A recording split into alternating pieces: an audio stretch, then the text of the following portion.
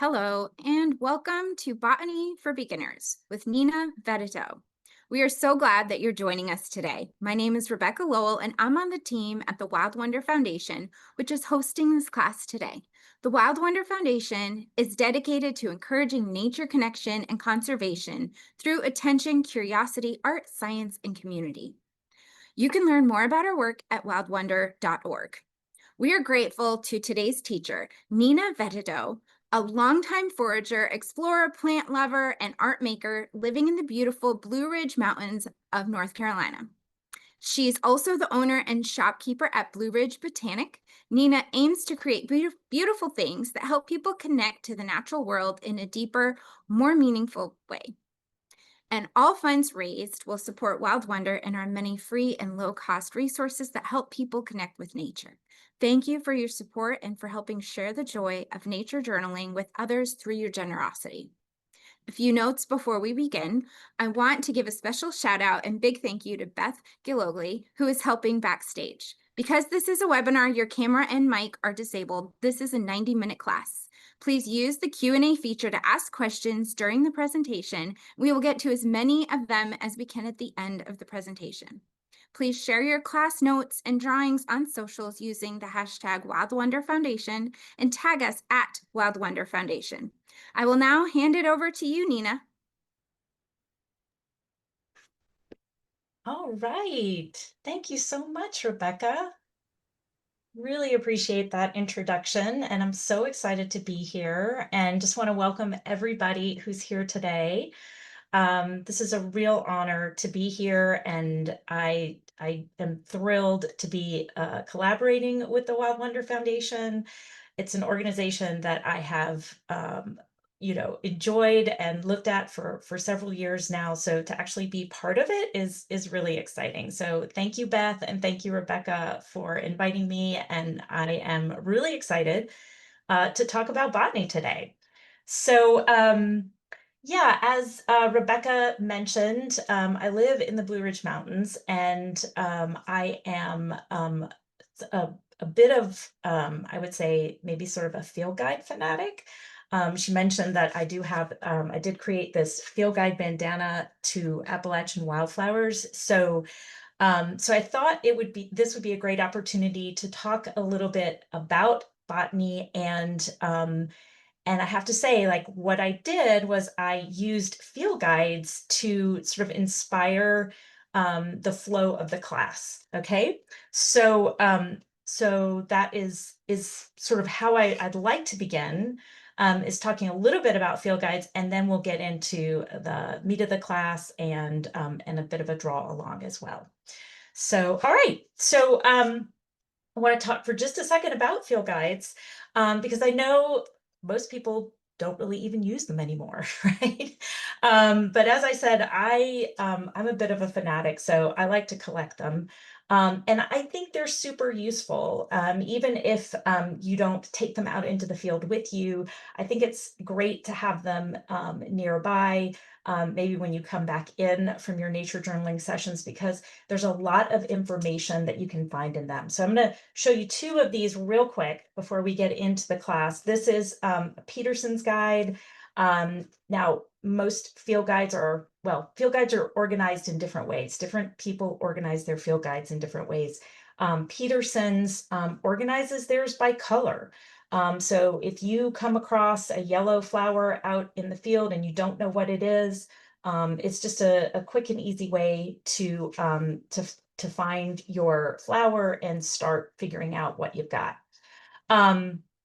But the other thing that I love about field guides is in the fronts of them, you will find all kinds of interesting information. You'll find terms to be defined. The Peterson's guide does this really interesting thing where they have all of these really cool icons. Oops, this is backwards, sorry. Icons for different plant families. So when you look up a flower, you'll also find out about the family that it belongs to.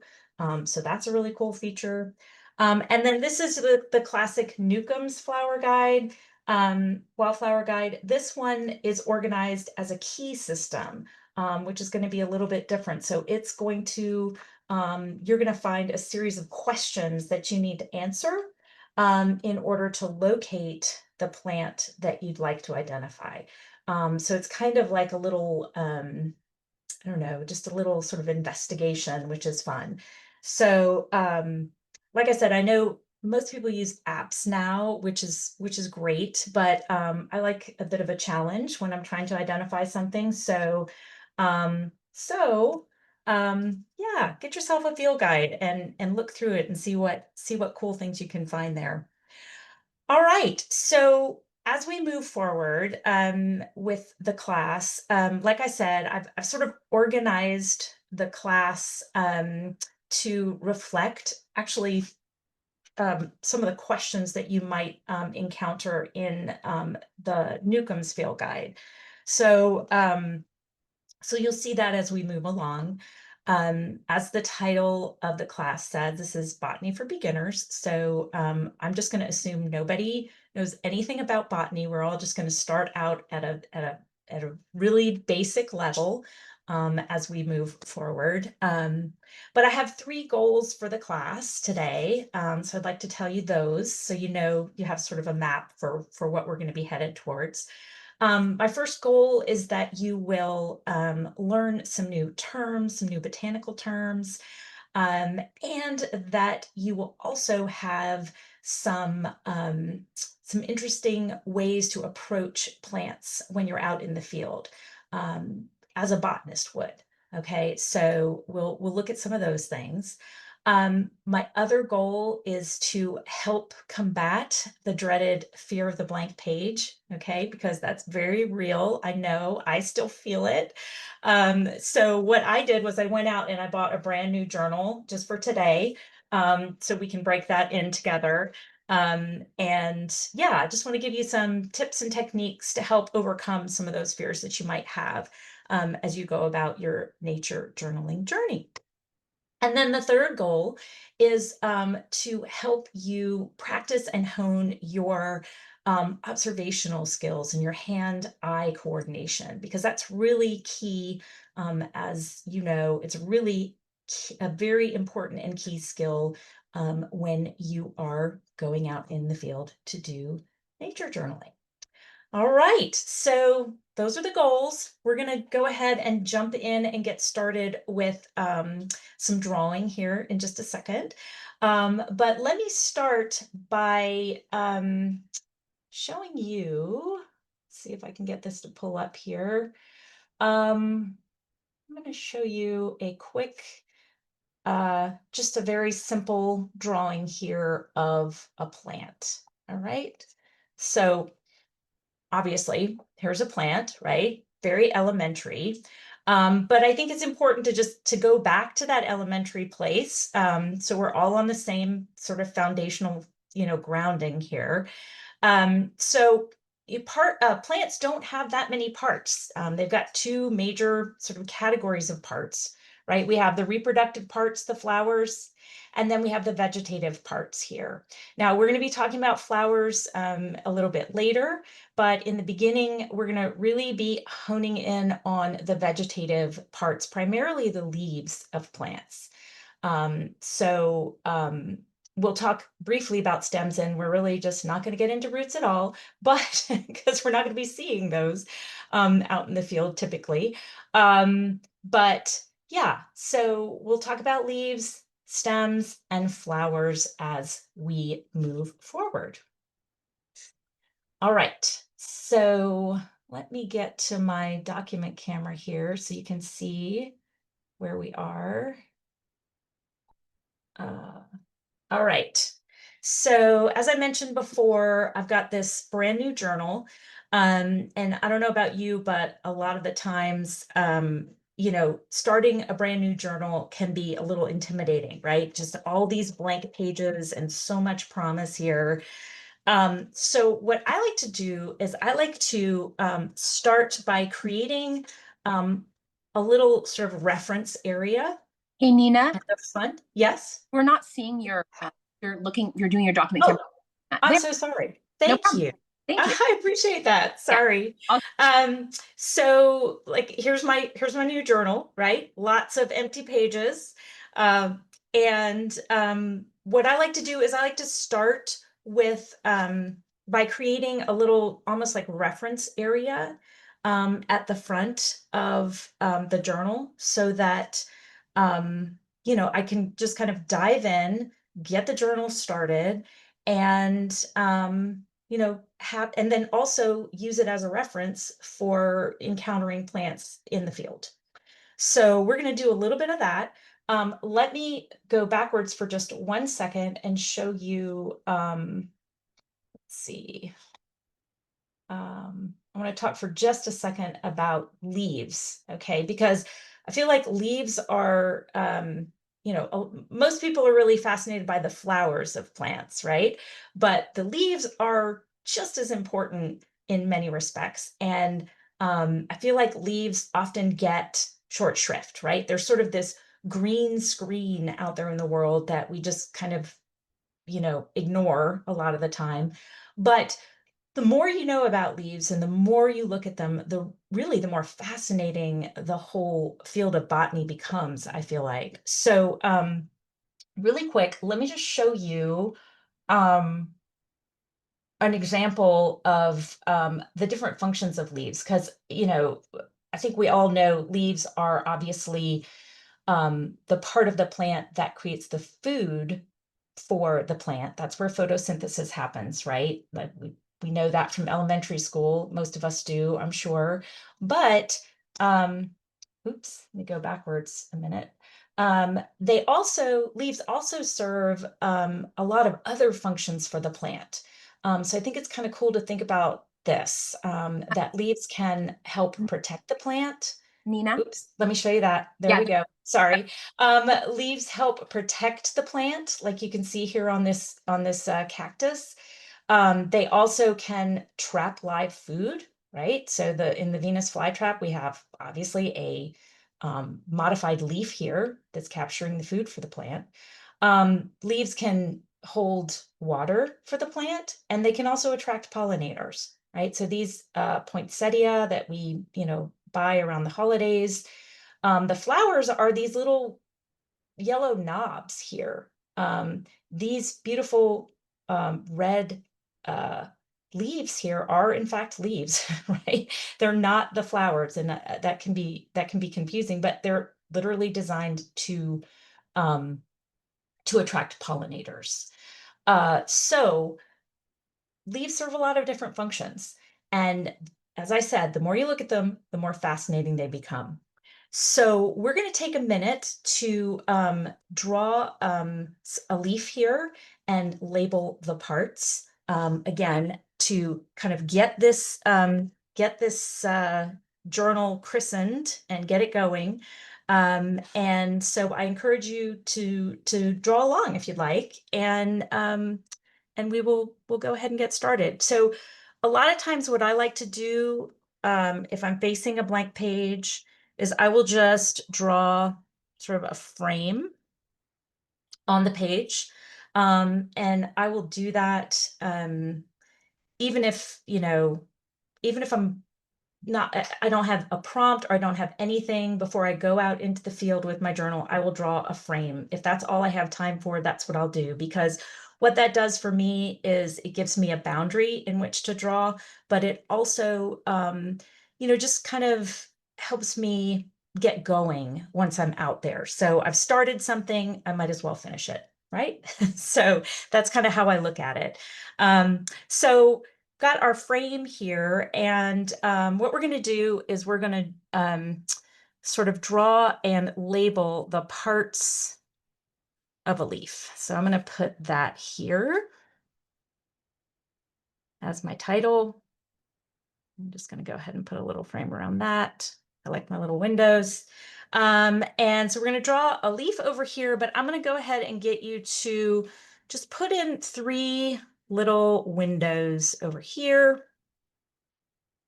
on the left side of the page, and we will get to this a little bit later, but we'll just set it up that way so we've got that moving forward. Okay, So I'm going to start by drawing a very simple leaf here. Just a typical leaf, right? I'm going to give it a little bit of dimension here, like it's turning. Let's color that in, give it a little bit of shadow. But just a pretty typical leaf. I'm going to go ahead and draw in a stem here. All right. This may seem a little bit strange, but you'll see where we're going with this. So this is the main stem of the plant. I'm going to go ahead and label that. And we're going to just start in and take a look at some of these basic parts of a leaf here. This tip, the tip of the leaf, is what we would call the apex. So that's A-P-E-X, apex, the tip of the leaf. And then down here, we have at the opposite end of the leaf, we have the base. So that's the base of the leaf. And then this whole area here that we typically think of as the leaf, this big sort of green area, right, is what we call the blade. So I'm going to go ahead and label that as the blade, right? So we've got the apex, the base, and the blade. And then we have the edges of the leaf. Now, botanists have a fancy word for the edge of a leaf, and that is called the margin. Okay, so we're going to label that. And then I want to point out this little structure right here, because this is an important part of the leaf right here. This little stem-like structure here that holds the blade of the leaf and attaches to the stem. This is called the petiole, and that's P-E-T-I-O-L-E. Okay, that's the petiole. Okay, now not all leaves have petioles. Okay, so if you were to come across a plant that has the leaves coming right out of the stem of the plant, right? That is what we would call sessile. S-E-S-S-I-L-E. Okay, and that's a term that you'll hear in other aspects of botany as well. For instance, like there are flowers that are sessile, like one that I can think of off the top of my head is wake robin or little sweet Betsy, the trilliums. A lot of times they will have sessile flowers, flowers that just come straight out of the stem.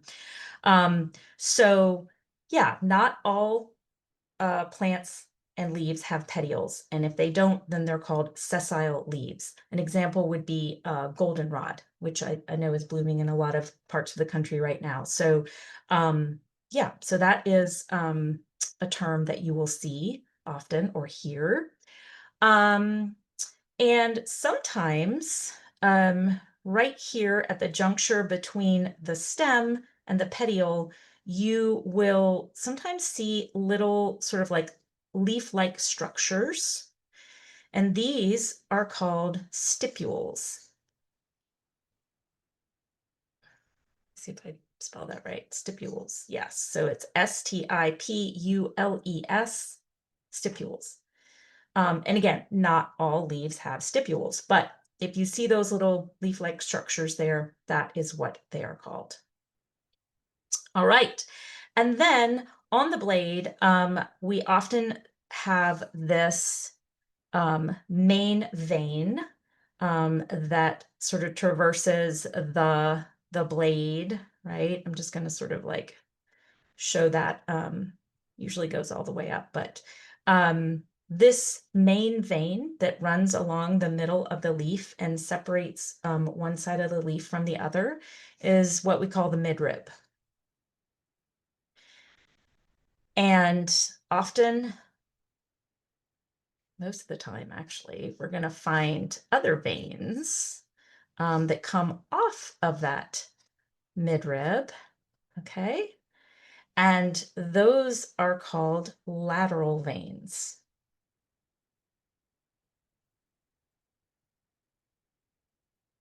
Okay. I'm actually going to show this a little bit differently because I don't want that to look like I'm pointing to a lateral vein there. The midrib is that main vein, right? Okay, so those are the basic parts of your leaf, right? And we will get into more of this as we move forward, but I just wanted to make sure we understood some of the terminology that we'll be using as we go forward. Okay, so I'm sure many of you have heard about simple and compound leaves, right? So we're going to take a look at that real quick. This, what we just drew, is an example of a simple leaf. Okay, that's a simple leaf. And a simple leaf is a leaf that has one blade between that comes off of the stipule. Okay, so the it's just got this one blade. But a compound leaf, and we're going to show some compound leaves or draw some compound leaves over here. A compound leaf is one that has multiple blades coming off of this little petiole. Okay, and that's why I said this petiole is important to be able to distinguish between the stem and the petiole. And sometimes that isn't always clear, but if you can identify the main stem, and you'll know the petiole is what comes off of that. Okay, so so a compound leaf is a leaf that has multiple blades coming off of the petiole. And I'm going to show you an example of that right now. Okay, so here is a little leaf that we're going to pretend is part of this stem here. You can see this is the petiole, right? And instead of one simple blade, we have 3 blades. When it's a compound leaf, we actually call these leaflets. Okay, so here's an example of a compound leaf. And we're going to draw this right here. Okay, so let's just go ahead. Actually, I'm gonna put so I can label this, label these boxes. But here's our first compound leaf. All right, we've got the petiole here, and we're gonna go ahead and put the 3 little leaflets that we see coming off of that petiole. All right, and let's say that's the main stem there, right? So when we've got the 3 leaves coming off of that petiole, that's what we call trifoliate. And I'm just going to write that down here, trifoliate. All right. Give you a second to do that. So that's your trifoliate compound leaf. And there are many different kinds of compound leaves, but we're just going to document 3 of them here just so that you have a basic reference to go by. Okay, so there is our trifoliate leaf, trifoliate compound leaf. And then I'm going to show you this one here. This is a leaf off of a buckeye tree. Okay, and you can see that here we have the petiole, but we have 5 leaflets coming off of a central point here on the petiole, right? And that's what we call palmate. So just like your hand has 5 fingers coming off from a central point, and it doesn't have to be 5 when we're referring to palmate. It can be any number of leaflets, but the fact that they're all coming out of a central point, emanating from a central point, is what makes it palmate. Okay, so we're going to go ahead and draw the palmate leaf here. So I'm going to do the petiole like this, and I'm going to give it its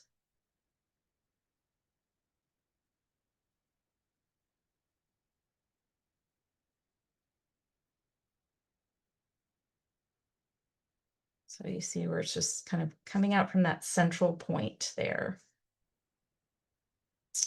Give this stem a little more dimension here, but that's what we would call a palmately compound leaf. All right. And we're going to do one more compound leaf here. Here's another one. This one you can see, here's the petiole, and we've got multiple leaflets coming off this main petiole. Now you can see that they're coming off in pairs, right? So when we have leaflets coming off in pairs like that, that's what we call, go ahead and do that. That's what we call pinnate. So if you just think pinnate pairs, then you will know, it will be a good sort of mnemonic reminder. So this is a leaf that is pinnately compound. So we've got these pairs of leaflets. So I'm going to go ahead and draw that. Oops, very well.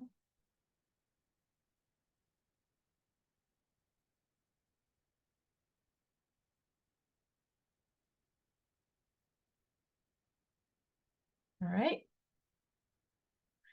So we have a trifoliate leaf, a palmate leaf, and a pinnate leaf, all of which are compound versus this simple, simple leaf. Okay, so those are some just basic, some basic information about leaves. And I'm going to show you, let's see, let me give you another, I'm going to just show you a slide here where you can see different examples of these different compound leaves. There you can see it really well now. So here you have your simple leaves and different types of compound leaves. And obviously there are many different kinds of compound leaves here. These are just a few examples, but you can see that there's a wide variety. And that's what you're going to find as we go along, is that with every category or characteristic, I should say, of a leaf, there are multiple different categories and examples within that category of these, whether it's shapes or veins. So, you know, leaves can be incredibly complicated, but really fascinating once you start to recognize all of these really intricate parts. All right, so that is our, you know, those are some examples of compound and simple leaves. All right, so we're going to turn the page here and flip over to the other side, and do some more documentation here.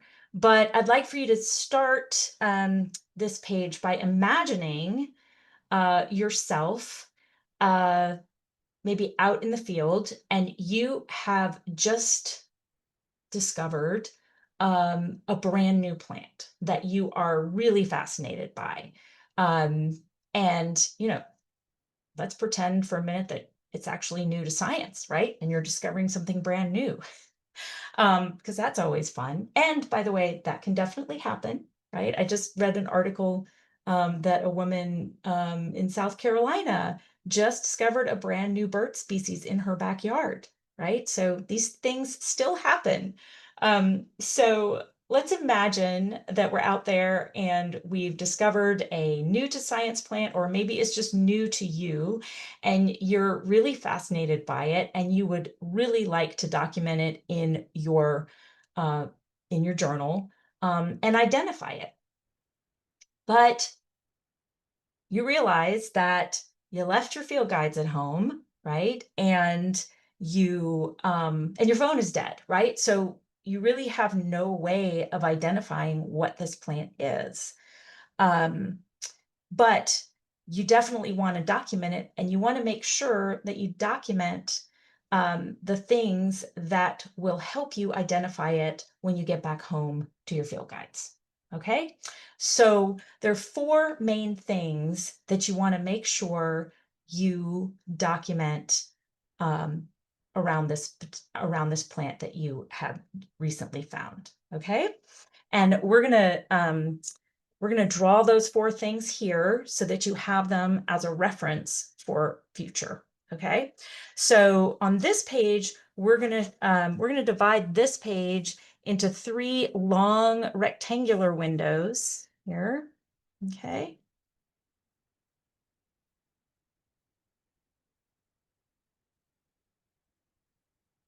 And these windows do not have to be perfect or even. Let me get my screen over here. There we go. Honestly, I think the wonkier they are, the more fun it is. So just know that this does not have to be perfect in any way. All right. So we're out in the field. We want to make sure that we capture what we need so that when we get back, we can document this. So that when we get back, we can identify this really cool plant that you just found. So the first thing you want to make sure that you document is the shape of the overall shape of the leaf. So I didn't give myself much room there, but I'm going to put this here, shapes. Okay, sorry to do that. So in this rectangle, we're going to document shapes. All right. And in just a second, I am going to show you a slide with a whole bunch of shapes on them on it. So you can choose what shapes you want to document here in your little reference guide. All right. So I'm just going to go ahead and put some petioles here. So I have them ready. But I'm going to switch to the slide so that you can see this. Let me get in present mode so you can see it really well. All right. So now you should be able to see a whole bunch of leaf shapes there on your screen. And you can see that there are, there's just so much variety in the leaf world. And this is by no means a comprehensive list here, right? This is a very simple and pretty short list of leaf shapes. But you can see, even in this short list, there's a lot of variety. So what I'd love for you to do is I'd like for you to choose 3 of those shapes and go ahead and draw them in that shape rectangle so that you have them for reference. So just choose 3 that speak to you, that you think are cool, and go ahead and draw them in your rectangle there. And I'm going to do the same thing.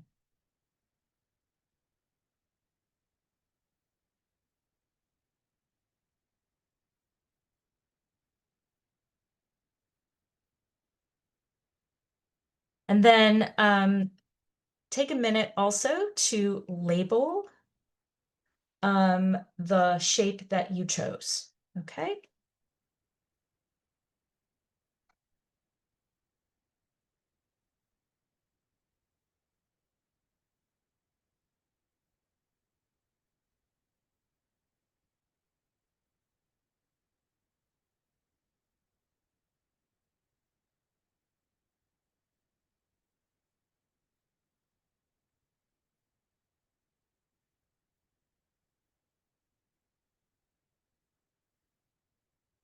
All right.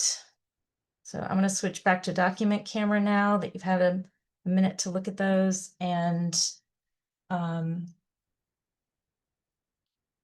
we go. So you can see, so I chose cordate, which is a heart-shaped leaf, this trulate, which is pretty interesting shaped leaf, and then the sagittate leaf.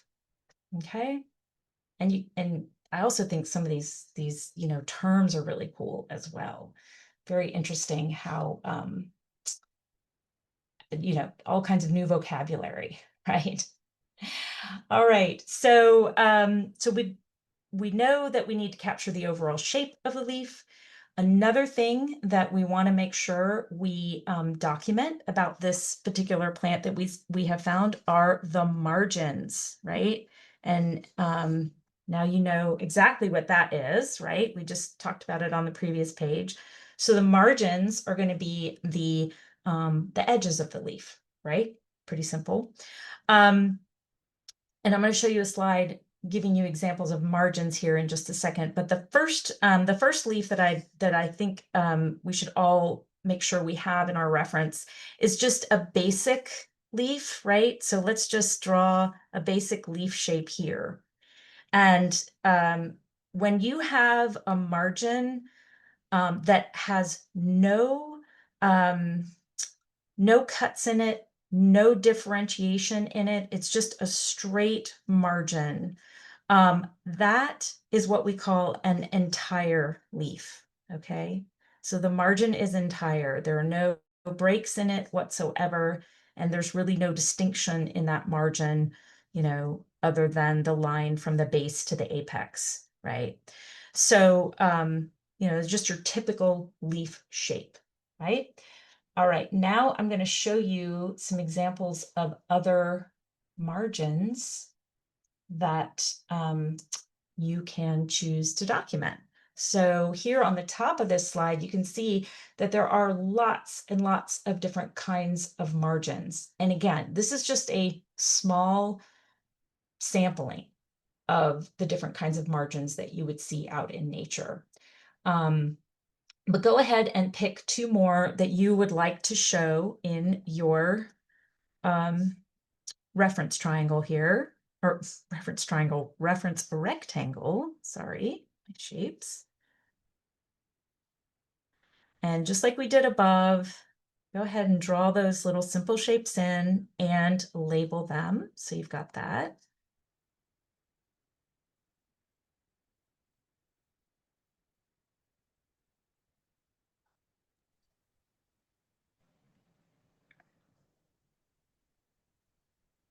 Nina, when you go back to your drawing, could you show again what you just labeled on the margin? And people were also wondering what the difference is between hastate and sagittate. Oh, yes, sure. Thank you. Absolutely. Okay, let me write this one down. Also, someone else asked what the source is for these illustrations you're showing. Ah, yes. Well, I have different sources, and so they come from different, there are all kinds of different sources that you can locate. Many of these I found on the internet, but you can also certainly look in the front of your field guides as well, and you'll find all kinds of examples there too. Okay, so back to that question, Beth, what did you say the question was? I know there was the difference between the sagittate and but what was the first question? You had right before you switched to the screen, I guess you labeled something on yours about the margin of the leaf on your drawing, and someone just Okay, let me go back you to could my documents. Okay, so these margins, I definitely wanted to just document the entire there so that you have that, because that's just a straight margin. And then I just chose serrated and lobed there okay. to document. Thank you. Sure, absolutely. And then just a quick note here for a lobed leaf. The lobe is this rounded part of the leaf, right? But there's also this indentation. The indented part of the lobe is called a sinus. Okay. And so you can have margins that have very deep sinuses and some that have very shallow sinuses as well. So just another little botanical distinction there. So yeah, and then let's see. There was a question about the difference between the hastate and the sagittate. Haha, aren't these words incredible? Just amazing. So the sagittate, my understanding about sagittate, and again, oh, so I should say I'm not a botanist, right? So this is just from looking at different words and thinking about the, you know, the origin of these words. The sagittate tends to be more like an arrow, and the hastate is going to have more of that deltoid look to it, right? So more like a triangle, or this is more of an arrow. So I Are you hope that helps make the distinction there. But, you know, there's so many cool descriptive terms here that are fun. Like if you're a word person as well as a plant person, you know, there's a whole world you can get into around that, which is really, really interesting. I happen to love words, so it's kind of, I think it's fun. All right, so let's see. So I hope that answers those questions. Yeah. All right. Now in our final rectangle here, we are going to make sure we document the veins of the leaf. Okay, so just like there are multiple kinds of shapes and there are multiple kinds of margins, there are also multiple kinds of veins or veination in leaves. So on the bottom of this slide that you that's oh no, wait, let me get back to the slide here for you so you can actually see it. There we go. So on the bottom of this slide, you can see there are 5 different kinds of veins notated here, but just know that there are many more than this. These are fairly typical of what you might see, you know, out in the world in North America. But there are lots and lots out there. So let's just take a minute now to draw 3 examples of veins in that final and bottom rectangle there on your page.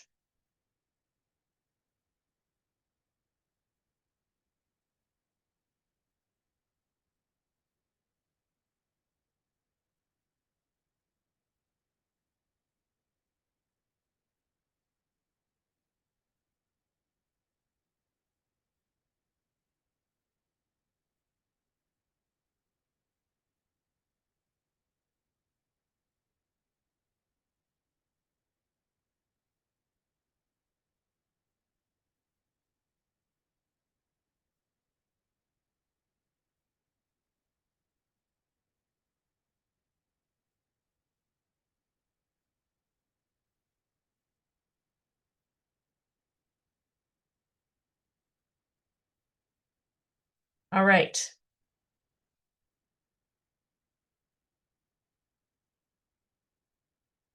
Okay, let me get back to the document camera now. And if you need me to go back, I can always go back. But here I have documented parallel veins, pinnate, that's that word again. You can see that the veins would just be arranged in pairs, you know, off that midrib, and then the palmate, like the palm of your hand. Okay. So 3 important things to document with your newly discovered plant. And then the final thing that we want to make sure we document, I'm going to flip the page here, is what we call arrangements. Okay, so that is going to be the arrangement of the leaves on the stem. Okay, so let's go ahead and get that written out here. Arrangements. So again, that's the leaf arrangements on the stem.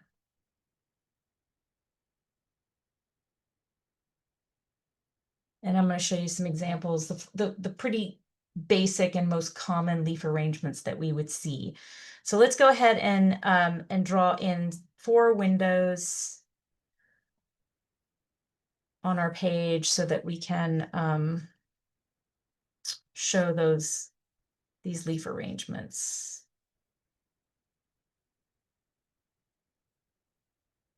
And I'm gonna mark a little place to label those below. Okay.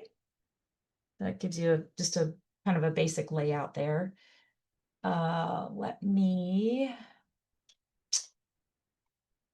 get to this next slide here. Okay, so I'm going to change pencils because my lead is getting a little bit dull there. Okay, now I'm going to show you a slide with the 4 most common leaf arrangements. Okay, so these are the leaves arranged on the stem, right? That you're going to you will recognize a lot of these. Okay, so we're going to document these 4. Let me switch to this slide. There we go. Now you can see it pretty clearly, hopefully. So in that first window there, we have the arrangement, which is the alternate arrangement, right? So this is where the leaves alternate along the stem. So let's go ahead and draw that in that first window, and then you can label it alternate.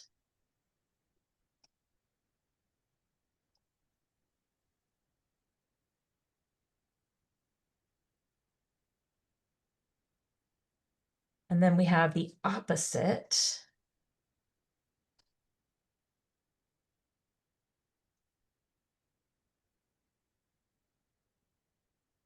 And that's where the leaves are arranged just opposite one another on the stem. It's pretty self-explanatory there.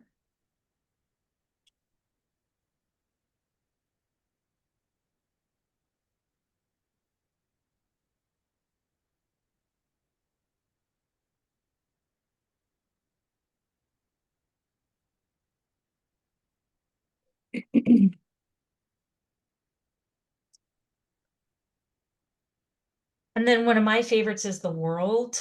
Now that picture right there is a little, looks a little intense, but just, you know, it doesn't have to be that that complicated of a drawing. You can make it fairly simple. But a world arrangement is where the leaves are going to be, you know, sort of emanating from a central point on the stem. And I find it always to be so pretty when you find a world leaf pattern. One that comes to mind is Joe Pye weed, which is blooming right now in my neck of the woods, maybe yours too. I just love Joe Pye weed, but it's got a world arrangement on its stem.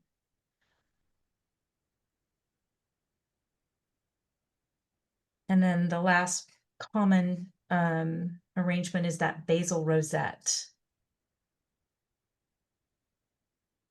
And that's where all of the leaves are located at the base of the stem in sort of that rosette pattern. So with that rosette, you're looking at it from the top down, right? So it's kind of straight on as opposed from the side. But a typical or example of that would be like a dandelion, right? Dandelions have that basal rosette where all the leaves are kind of popping out of the base of the stem, and then it has that long tube-like stem that comes up and the flower blooms at the top of that stem, but there are no leaves on the stem that the flower is blooming on. All the leaves are at the base.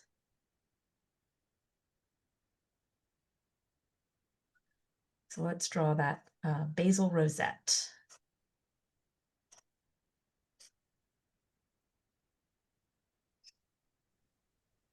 Hi, Nina. If you wanted us to see your drawing right now, we don't see your drawing. We still see the image. So I just wanted you to know what we were seeing. Okay, great. I will switch over here in just a second so you can see what I'm drawing, although, yeah, this is just to give you a feel for what that might look like. Oops. Okay, let me switch back so you can see. Okay, So there's your basil rosette, and you can, you can make that as multi-layered as you would like, but it's really just to kind of give you a little idea of what you might typically see in terms of leaf arrangements. Okay. So let me just go here. Yeah. So those are the 4 things. I'm going to open up my journal so you can kind of see the full spread. Those are the 4 areas that you'd want to make sure you try to document if you're unclear about what your plant actually is, or even if you are clear about what your plant is. These are 4 things that a botanist would certainly take note of out in the field. The shape, the overall shape, the margins of the leaf, the veins, how they're arranged, and then how the leaves are arranged on the stem. Okay. And then one final thing that I'm just going to mention, we're not going to do any drawings around this in particular, but I just want to mention it because I think it's kind of cool. I hope you will too. Let me get this set up here so you can see. And that is the surface of the leaf. Sometimes you might be in a situation where you find a plant and the surface of the leaf is super cool. I'm going to show you this slide here real quick where you can see how many different kinds of fascinating surfaces there are to leaves. Okay, so here we go. Check this out. Look at this. Isn't this amazing? Look at that. So many different kinds of surfaces. So that's something else that you might want to notate as well if you come across something that seems particularly interesting, like this scurfy leaf. I mean, I've never seen a scurfy leaf. I hope to one day because it looks really cool, and I'm really curious about the actual function there associated with a scurfy leaf. But you can see so many interesting things, right? Hispid. Wait, those look terrifying, right? But lots and lots of cool leaf surfaces out there in the world. I typically would think of some of these more dangerous looking ones as being desert-like, but they can be in other places as well, but just really kind of interesting. And again, some other really cool words that, I think are super, super interesting to be exposed to. So that would just be one final thing that you might be interested in documenting if you come across something particularly cool. So yeah, so as you can see, leaves are pretty fascinating. And the more you get to know them, the more fascinating they become, or at least I think so. So that is, generally sort of what we want to document, and some new terms that, might be helpful to you. What we're going to do right now is take a little break. I think we're almost at the hour, right, Rebecca? Yes. So Yeah. actually, before we take a break, can you hold up your bandana one more time? We had some people wondering if Oh, you could see it a little bit better. And sure. I'll put the link again in the chat for it. Okay, absolutely. Let me see if I can't get my, there we go. Since we have like a couple minutes, I just wondered if Yeah, sure. Okay, so here is an example of the bandana, field guide bandana. It comes in other colors, but this is just one example. I tell you what, let me just open it up for you to Open see it. the whole thing. How about that? Yeah, that's Oh, probably what you gorgeous. want. So yeah, it's got what's that? 40 different Appalachian wildflowers that you can so yeah, the idea was that you don't have to carry around your books. You can tie it on and identify your flowers that way. So yeah, so that's that. Well, thank you. Thank you for showing us. It's so lovely. What is the material? Oh, it is 100% cotton. It's what's called a cotton. It's almost like a cotton lake. It's called 80s cotton. So it's really soft. It's not a typical bandana material. Yeah, I wanted it to be nice and soft, you know, on your neck. I hate that scratchy feeling. So it's a nice soft 100% cotton bandana. So Nice. yeah, Thank you. So thank at you. this point, did you want to take a quick break and you wanted to remind people to grab some supplies, right? Yeah, absolutely. So let me just give you a little sneak peek at what we're going to do in the next half. We're going to talk next. We're going to be talking a little bit about flowers, the reproductive part of the plant, right? We're going to do a little bit of initial sort of drawing and labeling, but then I'm going to take you on a virtual wildflower walk. And that's the part of the class where you're going to get a chance to practice those observational skills, those hand-eye coordination skills. You don't need any special supplies to do this exercise. Let me say that to start, okay? You can just use a pencil and you will be absolutely fine. But if you do have some supplies some different colors that you might like to use, you can gather those together. I tend to like to either use one side of the color wheel or the other. So I tend to group my supplies this way. So I've got my blues and my greens and my purples in one jar and my spicier colors in the other one. But you know, you do you decide what you like in terms of colors.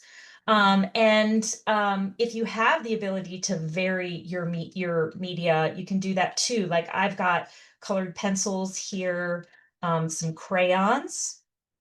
Yes, crayons, some markers. Okay, so it doesn't really matter. But I find with this particular exercise, if you have different media, sometimes it creates an interesting effect. So we can gather some of those things together on our break if you would like. Oh, before we do that, I do want to show you something really quick because I picked this on my walk this morning. Yeah, let's see, let me get to my document camera. So this is a little example of a whorled leaf, right? I saw this morning when I was walking the dog. And this is a cleaver, just, you know, a weed that we see all around. But I just think it's so beautiful. But that's an example of a whorled leaf. Really sweet. Let me show you that because I picked it for you so I could show you. Okay, so let's see. Let's get back to the face cam here for a quick second. We're going to talk about flowers. Again, I'm going to go back to sort of elementary school here in talking about flowers. We're going to talk just briefly about the different parts of a flower, and then the two sort of major categories of flowers, and then we'll get into the wildflower walk. Okay. So as we said in the beginning, the flowers are the reproductive part of the plant, right? I'm just going to show you a real quick slide here. So you can see just generally what we're going to be looking at. So here you can see cross section of a flower. And we're going to talk about all of these little parts here, and we're going to draw them so that you have this as a reference for your sketchbook. Okay. All right, so let's go ahead and get back to the document camera here so you can see the sketchbook. So again, nice scary blank page here, right? We're going to go ahead up here and write parts of a flower. So you have a label up here. And then we're just gonna draw a nice little window, maybe just halfway down the page where we're gonna put in our parts of a flower. All right. Let me get this off the screen there. Okay. so I can see what's happening. All right, so let's start with the very center of the flower. This sort of like long tubular structure that has this circular base, right? Okay. Obviously, these are just super elementary drawings, right? But that's okay. We just want to kind of get some basics down here so we know that we are good to go. So all flowers have male and female parts, right? So this central structure here, this is our female part of the flower, okay? So this is what we call the pistil. Okay, now the pistil is this entire structure here from the top here down to the bottom, okay? And this pistil can be divided into 3 different parts. If you want to, you can label them under the title of pistil, but just for simplicity's sake, I'm going to leave just that word, but I'm going to tell you what they are. This long tube is called the style. This top is the stigma. And then this down here is the ovary. Okay, so this is where we want the pollen to go, right? Because we need the pollination to happen down here for the fruit to grow in the flower or the seeds, right? So this is our female part, the pistil. All right, now the male parts to the flower are these little structures here. These are the structures that hold the pollen. Okay. And I think we've probably all seen these, right? So this entire structure here, this long stem-like structure, which is called the filament, and this little sticky pollen pad here, which is called the anther, this is the male part of the flower. All of these are, and this is called the stamen. And an easy way to remember that, of course, is that it has the word men in it. So it's the male part, they stay men, right? But the stamen include the anther, the little pollen pad, and the filament. Okay, again, for simplicity's sake, I'm just putting the stamen and pistil. All right, and then we also have kind of this leaf-like structure that you'll sometimes see kind of at the base of the flower, right? And then the stem here as well. And these little leaf-like structures that are sort of at the intersection between the stem, and the head of the flower, these here are called sepals. All right, and then of course, these are our petals, flower petals. And then this whole flower head, where you've got all all the petals and the pistil and the stamen, this whole head of the flower is called the corolla.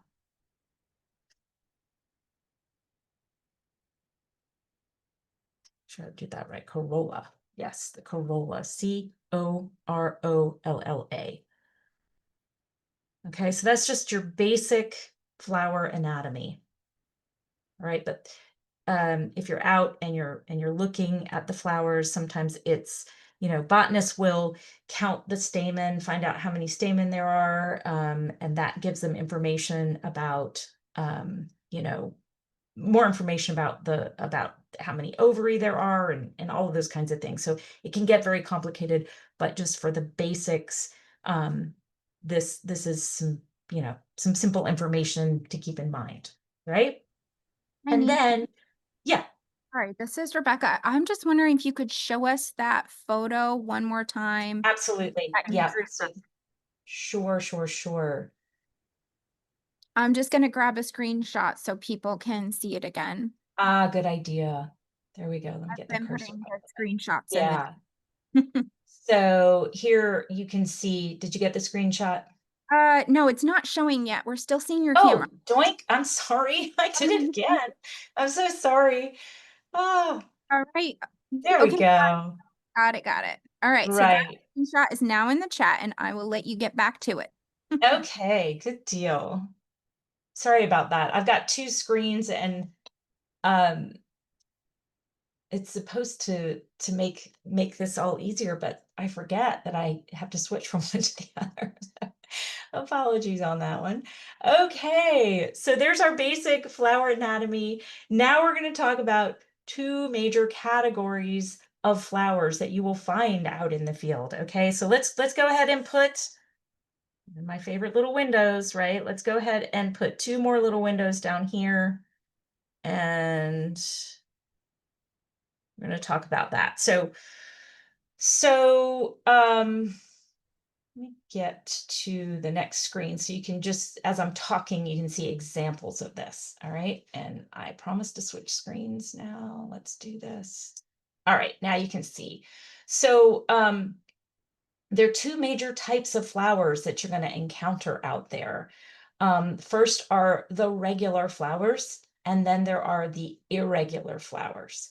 Okay. Now this can be confusing, but let's just break it down into very basic things. All right. So the regular flowers, the reason why they're called regular flowers is because if you were to divide these flowers into parts, right? So if you were just to come along and cut this flower in half, this half would be the same as this half, 3 petals on this side, 3 petals on this side. You could cut it this way and you would still have 3 petals on this side, 3 petals on this side. Okay, so it's symmetrical from a radial perspective, right? So if you cut it in any direction, it's going to be symmetrical. So the regular flowers are radially symmetrical, and all of the petals are the same size.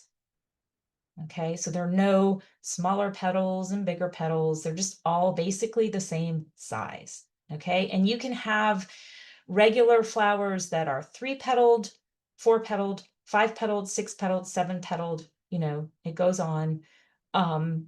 But they are all, if you sliced them in half, they would be symmetrical on any of the radiuses.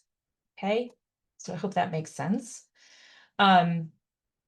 The irregular flowers are bilaterally symmetrical only. So that means if I cut this flower in half, right down the middle, it's going to be the same on both sides, right? But if I cut it at a diagonal, like I did with the regular flowers, I'm not going to have symmetry at all, right? It is only symmetrical when it is cut down the middle of the flower. So bilateral, meaning two-sided symmetry. And the other thing about these irregular flowers is that you'll notice that the petals are different sizes, right? So here are some smaller petals here on this little viola, some bigger petals. Same with this orchid, you have these two larger petals here in the middle, different shaped petal here at the top, different size.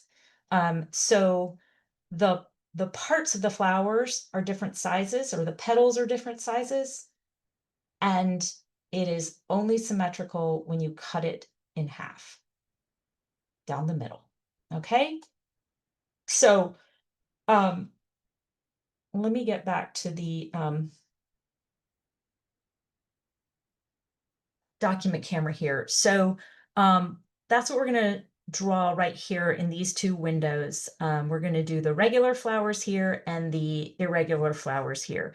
So with the regular flower, a simple way to do that would be to just draw your you know, little line, a star like this, right?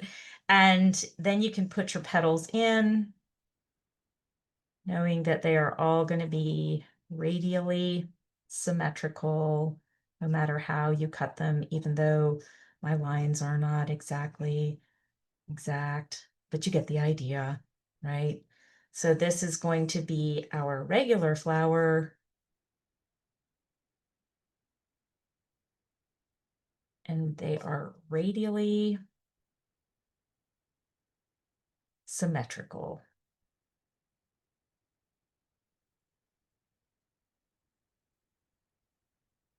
While with the irregular flower, I'm just going to kind of draw a little pansy here. The two smaller leaves out to the side, and then, oops, can't here. You get the idea there. So, and again, obviously my drawing here is not exactly bilaterally symmetrical, but you get the idea. We're going to cut that in half and it's going to be the same on both sides. So this is your irregular flower, which is bilaterally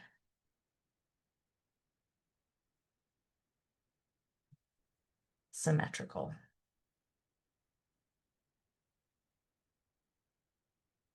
So these would be terms if you're out, you know, drawing your flowers in the field, you could, you know, just notate that, you know, the flower is irregular.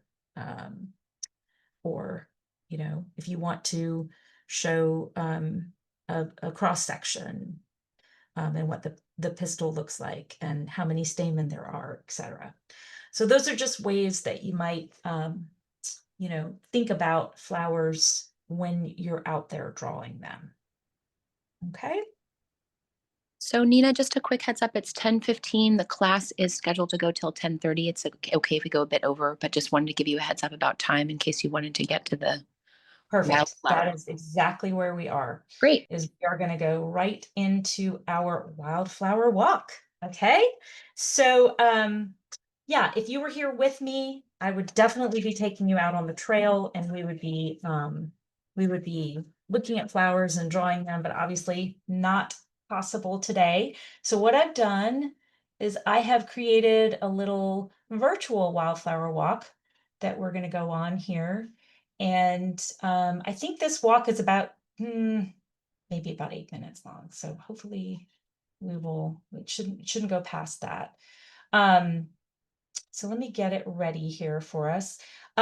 What I would suggest you do, again, if you just have a pencil, that is fine. But let me go ahead. I like my frame, so I'm going to go ahead and I'm going to turn my notebook horizontally and draw these flowers inside the frame here. Now, what we're going to do is we're going to do contour drawings only. So as we walk along and as you see these flowers, your job is to grab your materials. I'm going to go ahead and put mine out so that I can just grab them as I go. Pick up different ones if you like, or just use the same. It's up to you. But we're just going to draw the contour of the flower. You're not going to have a lot of time because the slides are going to switch fairly quickly. And the idea there is to, number one, kind of push you outside of your comfort zone. I know I like to fuss around a lot when I'm drawing flowers, but this just pushes me outside of that and really makes me focus on my hand-eye coordination and my observational skills. So at the end of this, you're not going to have like this, you know, amazing flower picture here. You might have a bit of a mess, and that's okay. That's what this is about. That's not what it's about, is creating something perfect. It's about, you know, the skill involved or honing these skills. So contour drawing, we're literally just going to draw the outside of the flower that you see.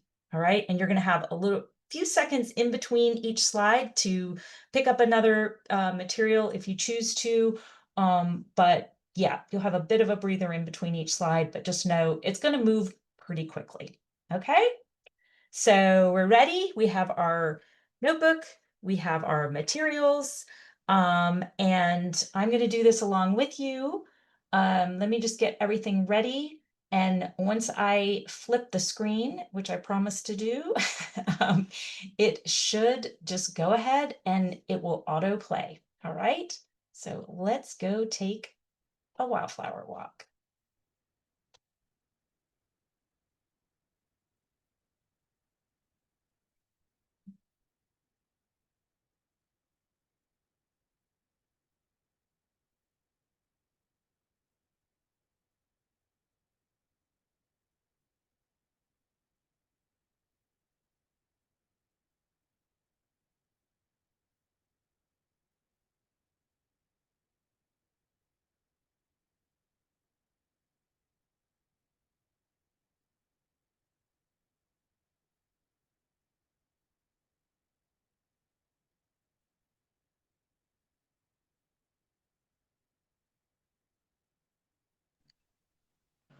So maybe while we're looking at these, Nina, you might mention how you might go about drawing it, just because some of them are a little bit daunting.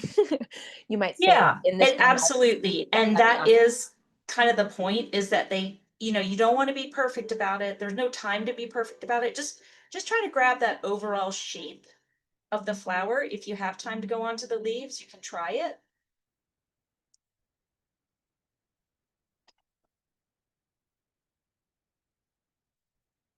But mainly just trying to focus on those outside edges and just kind of throwing yourself into it.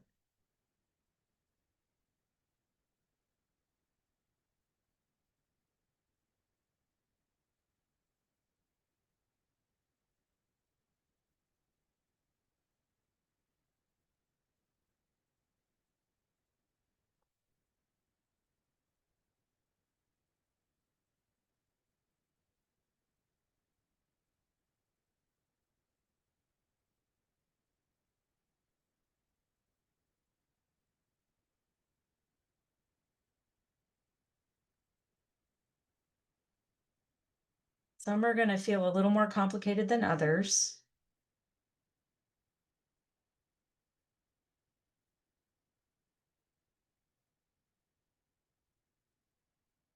And don't be afraid to overlap different flowers with other flowers. Just, like I said, just throw yourself into it and see what happens. At the end, you're going to have sort of this really fun montage of different shapes and colors, if you're choosing to use colors.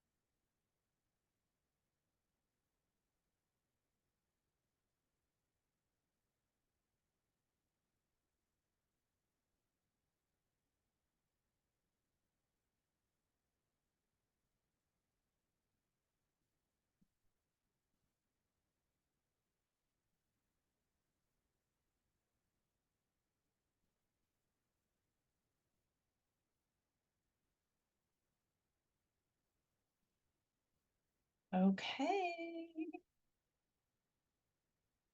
I'll switch back to my document camera here and exit. All right. So as you can see, we've got just kind of a big mess here, but still you could probably recognize some of the flowers that we saw. And of course, the idea here is, again, just to try to like really think about what that sort of gestalt shape is and capture it, right? So yeah, it's a little montage. I'll show you another one that I did. A lot of these materials that I'm using are water soluble. So um I like to do this because it does, again, push me outside of my comfort zone. And so every so often I'll just do this so that I can yeah, push myself. And sometimes I'll go back in and just you know, put water on it and just make it really dreamy, you know.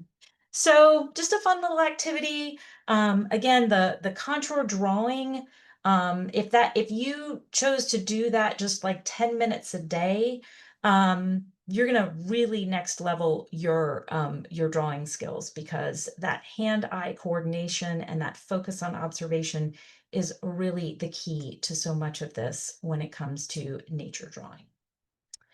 So yeah, that about sums it up. We now have a nice little reference guide in the front of your journal.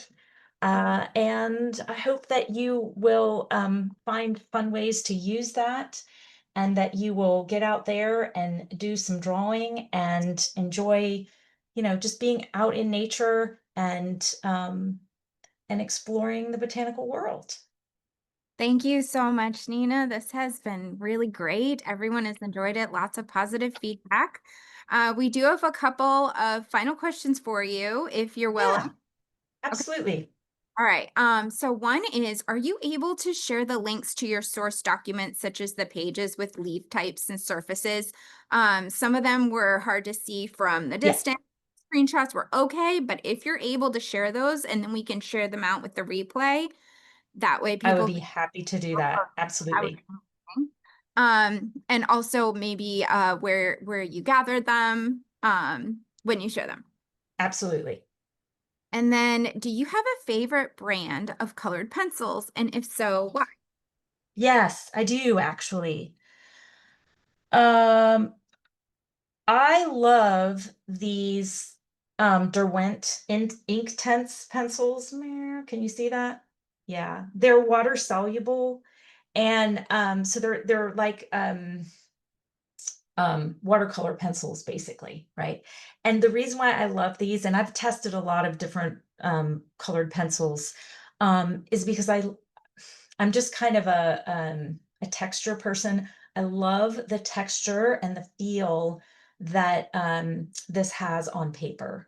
So that's part of my decision making when it comes to materials, is that like tactile feel. And so I love the Derwent Inktense. And then another just feel thing that I love are the neocolor Caran d'Ache crayons. Those have a really cool feel as well, and they are water soluble, so they're almost like oil pastels in some ways, except they're watercolor and water soluble. But definitely, I love these ink tints. Yeah.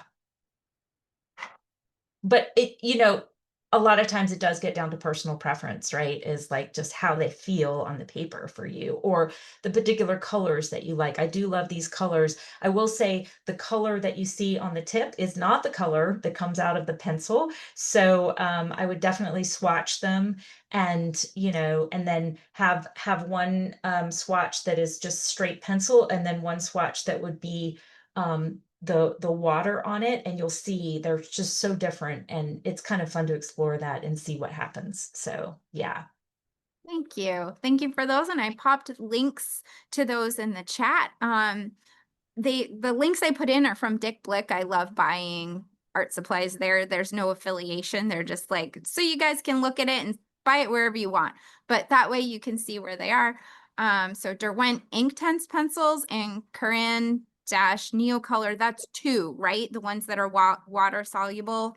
Yeah, these are technically not colored pencils. These are really more like Right. crayons, but and anything Caran d'Ache I love as well. Like their colored pencils are really luscious also.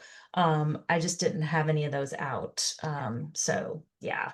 You're great. Thank you for those suggestions. And thank you for today. This has been amazing, and I hope everyone has enjoyed it. We will send the link, the replay link out by mid-September. So everyone watch for that. And thank you so much, Nina. I have a couple of closing remarks in the end. Let's see. Sorry, I'm just getting to what I wanted to say because I can't trust my brain. All right. So thank you so much for everyone for joining us today. A reminder that this class is hosted by the Wild Wonder Foundation, which is dedicated to encouraging nature connection and conservation through attention, curiosity, art, science, and community. You can learn more about our work at wildwonder.org, and we are so grateful to today's teacher, Nina. Thank you so much. All funds raised will support Wild Wonder's many free and low-cost resources to help people connect with nature. Thank you for your support in helping share the joy of nature journaling, and a big, huge thank you to Beth, who helped backstage. We will be emailing you a link to the recording from today's class by September 15th, as I said. In the email, we will also send you a survey. We're eager to hear your feedback and look forward to drawing and hanging out with you next time. Please share your drawings with us and tag us at Wild Wonder Foundation and hashtag Wild Wonder Foundation. And lastly, if you enjoyed today's class and would like to make a donation to support Wild Wonder, you can do so at wildwonder.org/donate. So thank you everyone for being here. Thank you, Nina. And I hope you all have a great day. Thank you. Bye. Stay curious.